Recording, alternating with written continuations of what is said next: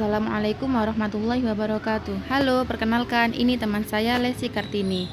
Nah, ini Vera Heriani dan ini saya sendiri Tiara Trisari. Di sini kami akan menerangkan tentang tindak tutur Austin dalam novel Terusir karya Hamka. Kami dari Universitas Institut Agama Islam Negeri Curup. Dosen pengampu Ibu Zelvi Iskandar MPD.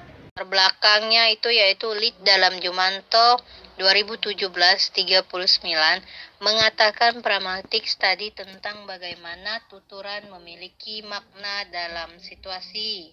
Tuturan yang menjadi ucapan, kata perkataan yang disampaikan oleh penutur atau peneliti atau orang yang mengajak bicara yang mempunyai makna atau maksud dalam keadaan tertentu yang sedang berlangsung.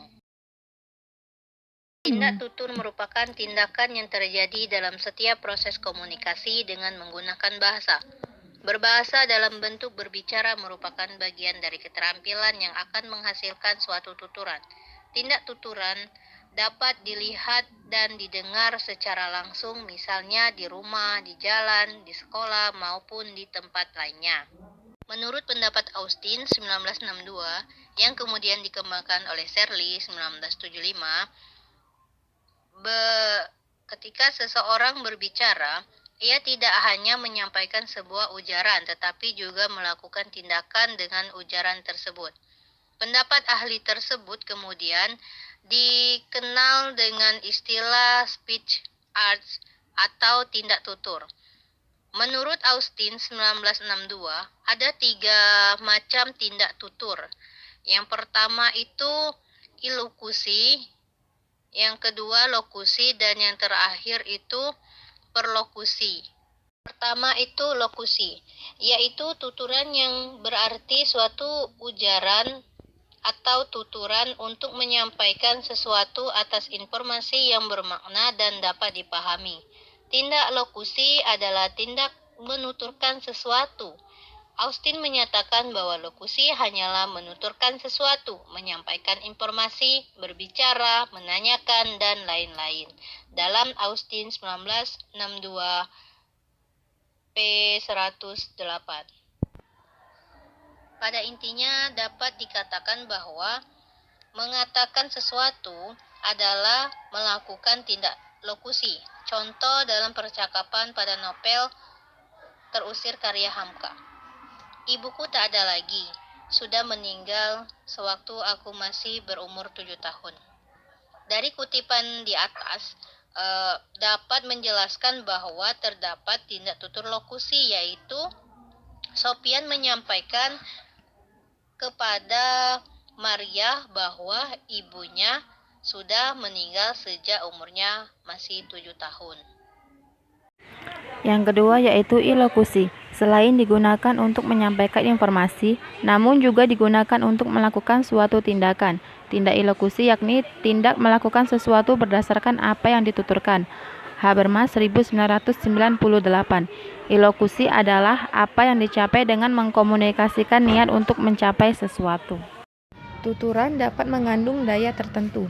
Melalui tuturan, orang dapat menciptakan sesuatu yang baru, dapat membuat orang melakukan sesuatu, mengubah keadaan, dan lain-lain.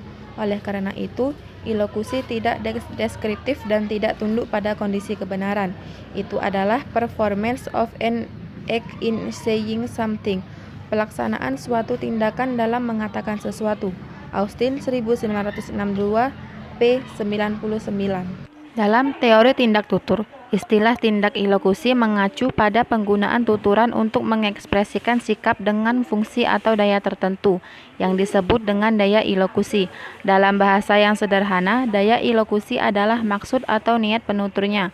Beberapa contoh daya ilokusi yang dimaksud adalah menegaskan, menyuruh, menjanjikan, meminta maaf, mencatat, dan sebagainya.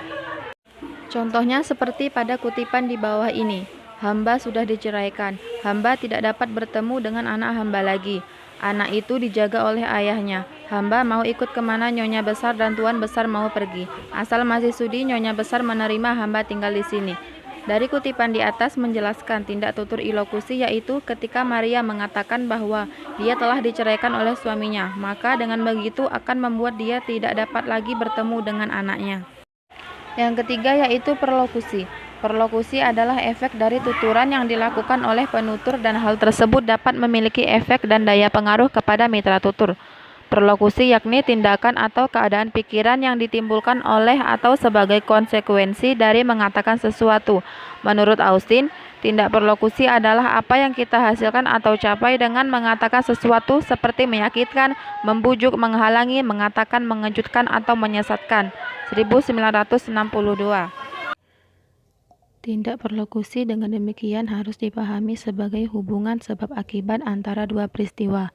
Penyebabnya adalah produksi tuturan oleh penutur.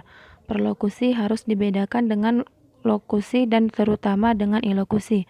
Perlokusi adalah efek atau dampak dari tuturan ilokusi yang dituturkan yang di dalamnya mengandung maksud tertentu ilokusi.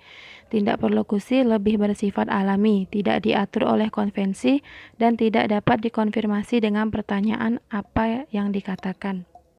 Tindak perlokusi yakni membujuk, menghasut, marah, dan lain-lain yang menghasilkan perubahan fisiologis pada mitra tuturnya atau pendengarnya, menghasilkan efek psikologis, sikap, maupun perilaku.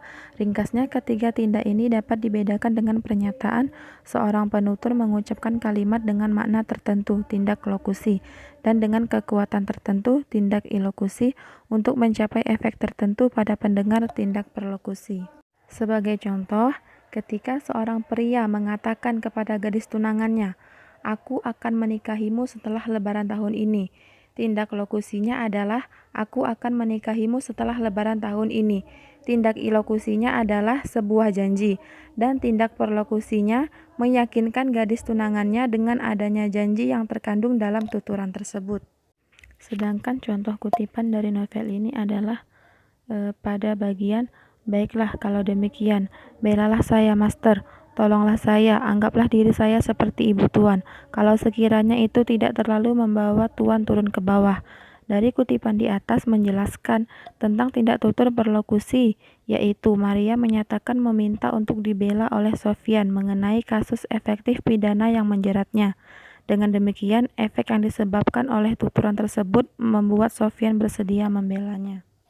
Kesimpulan, tindak tutur adalah tindakan manusia dalam melakukan tuturan melalui kata-kata yang dilakukan penutur dan lawan tutur.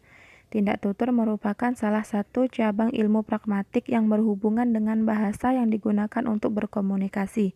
Tindak tutur digunakan oleh siapapun yang menggunakan bahasa, yaitu masyarakat.